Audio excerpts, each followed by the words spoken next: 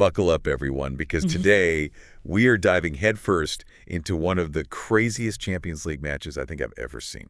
Yeah, you sent this match report over, and I gotta say, It's Barcelona's unbelievable 5-4 win against Benfica.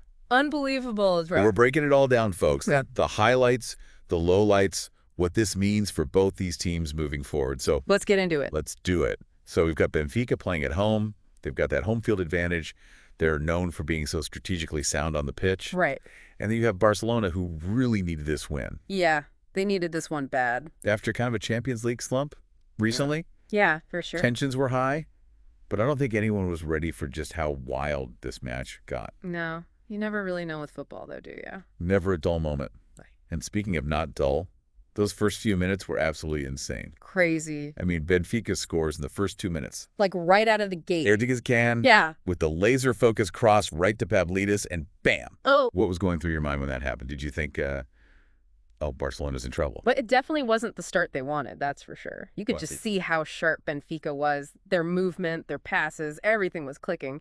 And they were ready to pounce on any mistake Barcelona made. And boy, did they pounce. Yeah.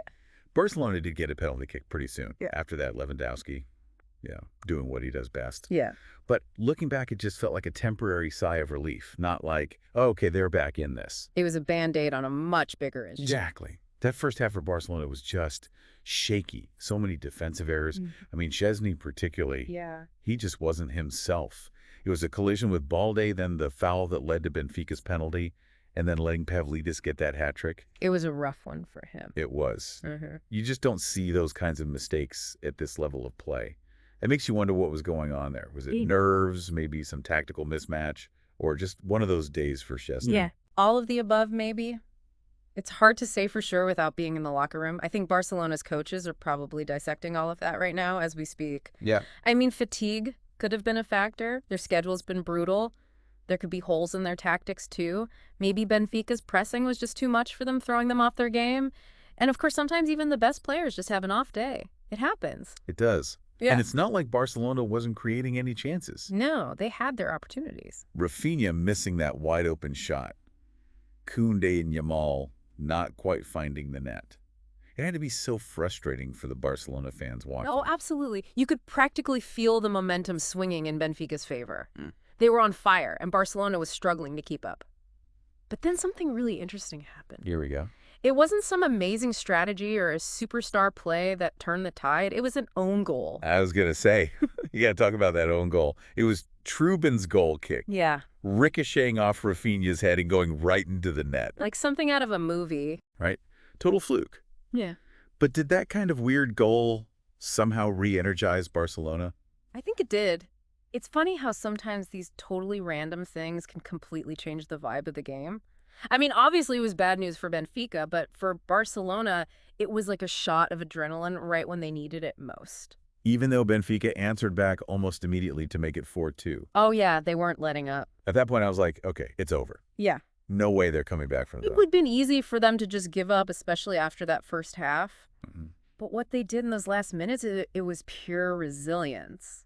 Lewandowski gets his second penalty goal after Otamendi fouls Yamal, and I think that's when that little spark of hope really ignited for Barcelona. For sure. It was like watching a sports movie come to life. Totally. Eric Garcia with that amazing header to tie things up 4-4. Then Benfica's penalty appeal gets denied, and in stoppage time, Raphinha scores that counterattack goal. I was on the edge of my seat. I know. It was amazing. For Barcelona, pure joy. For Benfica, utter heartbreak. It really shows you that in football, just like in life, things can change in a heartbeat.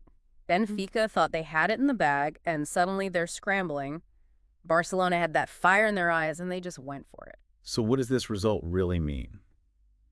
Big picture, of course, Barcelona's practically guaranteed a spot in the knockout stage, and Benfica's chances are looking pretty slim.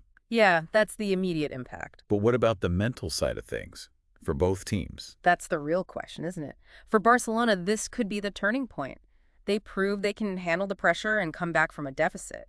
Now they need to keep that momentum going, clean up those defensive issues, and hold on to that fighting spirit. And for Benfica? Tough loss. They had that game and let it slip away, raising some questions about how they handle pressure and whether they can close out a match when it counts. How they bounce back from this is going to be crucial for the rest of their Champions League journey. This whole deep dive has been an emotional roller coaster, just like the match itself. We saw some incredible goals, some pretty bad defensive plays, moments of individual brilliance, and a comeback story for the ages. But what really stuck with me was Barcelona's mental toughness. It's a good reminder that even when things seem impossible, if you've got that resilience, that determination, and that belief in yourself, you can achieve anything. That's a lesson that goes way beyond football. It applies to everything we do in life. Absolutely. Yeah. So much to think about after a match like that. Thanks for breaking it all down with me. Anytime. And to everyone listening, what do you think? Does this Barcelona win change your predictions for the rest of the Champions League? Let us I know. want to hear from you. Until next time, football fans, keep those deep dives coming. Cheers. Cheers.